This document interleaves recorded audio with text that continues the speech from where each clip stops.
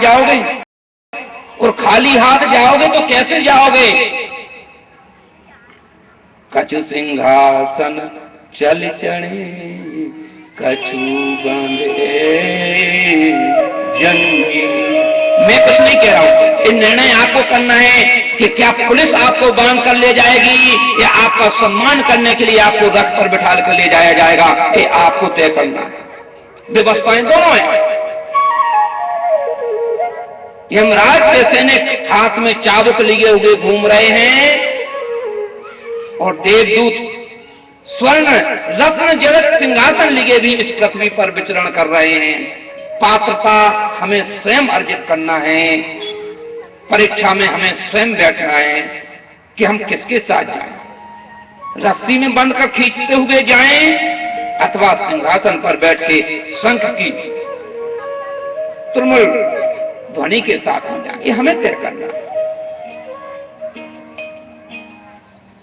जाए गजब यहाँ से, जाए गजब यहाँ से, कुछ भी न साथ होगा। जाए गजब यहाँ से, कुछ भी न साथ होगा। तो गज कफन का टुकड़ा, तो गज कफन तेरा लिबास होगा।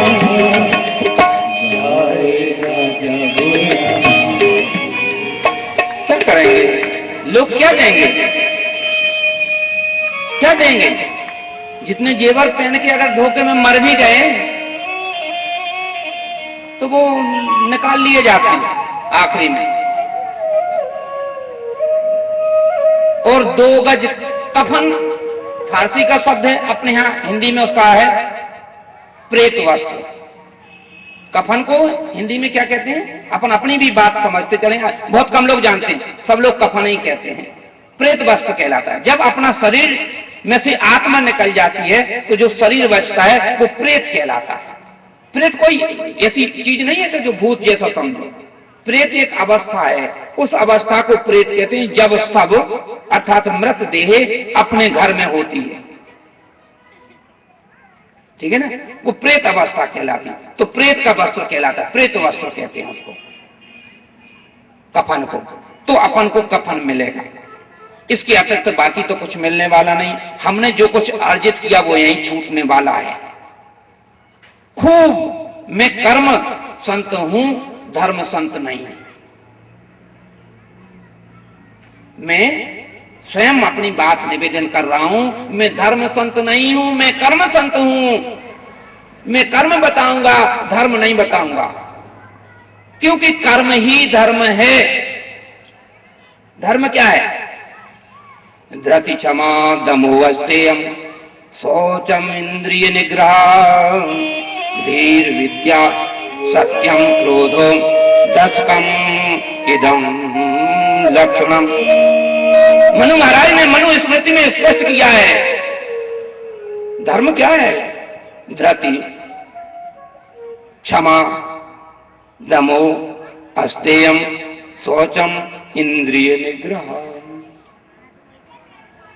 दूसरों पे दया करना, क्षमा करना। क्षमा मनुष्य करता है, अपन ही तो क्षमा करते हैं। एक और बात है, क्षमा मांगने की चीज नहीं है, क्षमा देने की चीज है। कुछ लोग क्या करते, ट्रेन में निकले, एक पैर लग गया, बोले सॉरी। होना यह चाहिए कि जैसे ही वो सॉरी कहे, 2 चांटे उसके गाल में मारो जोर से। आपको यह अधिकार किसने दिया?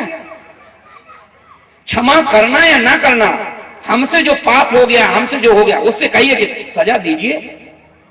देखो, एक तो गलती कर रहे हैं, ऊपर से उसे आदेश भी दे रहे हैं, भाई साहब क्षमा कर दो।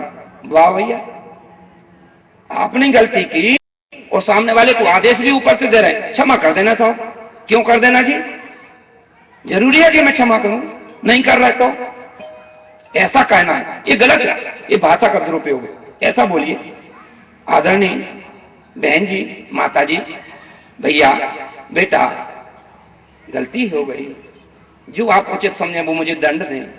तो सामने वाला कहेगा नहीं नहीं जाओ बाबा कोई बात नहीं, तब तो ठीक है। पैर हमने मारा, ठूसा हमने मारा, अटैची हमारी लगी यात्री को, और ऊपर से करे सॉरी बहन जी, ये कोई बात हुई? क्षमा कर देना भैया, आदेश भी उसी को देना। नहीं ऐसा धृति, धैर्य होना चाहिए। धृति 10 लक्षण बता रहा हूं। धर्म क्या है? धर्म लोग कहते धर्म हिंदू, मुस्लिम, सिख, ईसाई, बुद्ध, पारसी, जैनी, भाई, ये तो सब मत हैं। धर्म तो एक ही है, सबका एक ही धर्म है। मैं बता रहा हूं धर्म की परिभाषा। मनु महाराज ने कहा धृति, धैर्य हो। जिसके अंदर धैर्य नहीं है वो धार्मिक हो ही नहीं सकता। धृति क्षमा, जो दूसरे को क्षमा कर दे वह धार्मिक है। जो दूसरे को क्षमा ना करे, चाहे वो हिंदू चाहे मुस्लिम, वो कहे हम तो हिंदू धर्म के, काय के धर्म के हो? तो कोई धर्म के नहीं। धर्म की परिभाषा समझ लो, 10 लक्षण है धर्म के। धृति क्षमा, दमो अस्तेयम, जिसमें अपनी कामनाओं का दमन करने का, लालसा करने का। कोई का सोने का हार गिर गया, खूब हमें दिख रहा है और कोई हमें नहीं देख रहा है, फिर भी उस सोने के हार को हम उठाएं नहीं, बल्कि जोर जोर से चिल्लाना शुरू करें कि किसी बहन जी का सोने का हार डला है।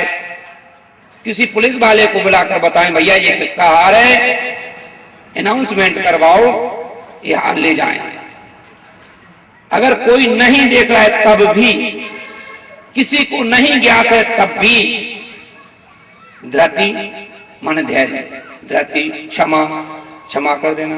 दमो अपनी कामनाओं पे दमन करना, लालसाओं पे, इच्छाओं पे दमन करना। धृति क्षमा, दमो अस्तेयम, चोरी नहीं करना। अब चोरी सिर्फ धन की चोरी नहीं होती, मन की भी चोरी होती, विचारों की भी चोरी होती। किसी के गीत को चुरा लेके, आपने सुना होगा फला राइटर का गीत था, दूसरे ने अपनी लाइन चुरा के फिल्म में गवा दिया, वो भी चोरी, उसमें भी कानून काम करता है। चोरियां भी कई प्रकार की होती। धन, मन, विचार, दूसरे की शांति नहीं चुराओ, दूसरे का अमन, चैन, सुकून, ये भी पाओ, ये भी चोरी है। चोरी सिर्फ अकेला किसी का धन चुराने नहीं होता। अगर आपके पड़ोसी का अमन, चैन, सुकून, शांति भी आपने चुरा ली है, आप धर्म हो ही नहीं सकते, धार्मिक नहीं हो सकते। बुरा लगे तो क्षमा कर देना, आपकी मर्जी। नहीं भी करोगे तो हम तो छठ में दिन चलेंगे साथ में, सीधी सीधी। हाँ अपन तो कहने वाले आदमी सीधी सीधी बात कहते हैं, हाथ जोड़कर कहते हैं, विनय करके कहते हैं पहले आप लोगों के इसीलिए बंधन कर लिया, पांव पूज लेते हम तो सबसे पहले श्रोता। कथा तो ऐसी कहेंगे, ठोस कहेंगे, डंके की चोट पर कहेंगे। चोरी नहीं करना। चोरी सिर्फ धन चुराना ही नहीं होता, किसी का मन चुराना, किसी का विचार चुराना, किसी का अमन, सुकून, शांति चुराना भी चोरी है, ये भी पाप में आएगा। धृति क्षमा, दमो अस्तेयम, शौचम, साफ सफाई से रहना। आप सोचोगे महाराज हम तो खूब अच्छी वाली ब्यूटी सूप लगा के नहा के आते, नहीं प्यारे बंधुओं, शुचि 2 प्रकार की है, बाहर और अंतर। एक बाहरी शुचि होती है और एक अंदर की शुचि होती है। एक सफाई बाहरी होती है जिसमें अपना बदन, चेहरा, मोहरा, वस्त्र आदि सम्मिलित होते हैं, आपका घर आंगन सम्मिलित होता है, और एक होता है आपके अंदर की शुद्धि। 2 प्रकार की शुद्धि रखना। सिर्फ अगर बाहर से खूब आपने ब्यूटी सोप से स्नान कर लिए महाराज, कुछ होने वाला नहीं है। अंदर की शुचि, अंदर की सफाई, अंदर की पावनता, अंदर की निर्मलता, अंदर की धवलता, अंदर की स्वच्छता होना भी आवश्यक है। धृति क्षमा, दमो अस्तेयम, शौचम, इंद्रिय निग्रह, इंद्रियों को अपने बस में रखना। अब मैं आपको एक बात बताता हूं, आप सब लोग आज करके देखना,